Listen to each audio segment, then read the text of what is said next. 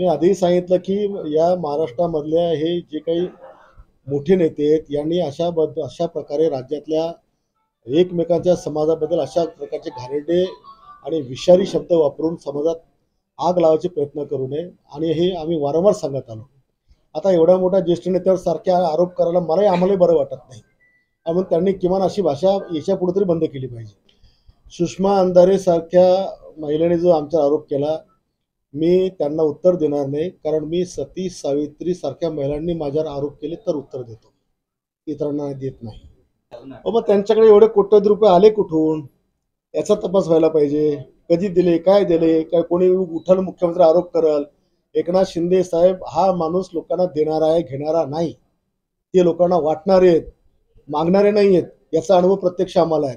आणि कोणी फालतूपणाचे आरोप करायचे, मिंदे गँग, मनी लॉन्ड्रिंग या लोकांना धंदा नाहीये। एकनाथ शिंदे साहेबांची स्वच्छ आणि प्रतिमा हा खराब करायचा या लोकांचा धंदा आहे।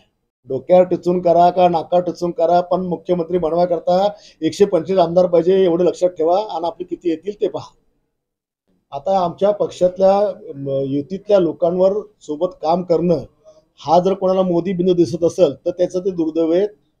आमचं हे पक्षाचं प्रेम आहे की आमचा नेता वरिष्ठांच्या चांगले संबंध ठेवून त्याचा फायदा आमच्या राज्याकरता करून राहिला आहे, विधानसभेतल्या आमदारांकरता त्याचा फायदा होत आहे। हे त्यांचं कसब आहे एकनाथ शिंदे साहेबांचं की ते सगळ्यांशी चांगले संबंध ठेवून आहेत। या रावत्या फावत्याला यायला कधी कोणाचे संबंध ठेवतात आले नाही।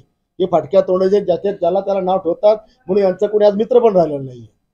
हे काही गँगवार वगैरे नाहीये, हे प्रॉपर्टी लँड ज्याचा वाद आहे, दोन परिवारातला वाद आहे, दोन मालमत्ता घेण्यातला वाद आहे। याची ही कसली गँग आली?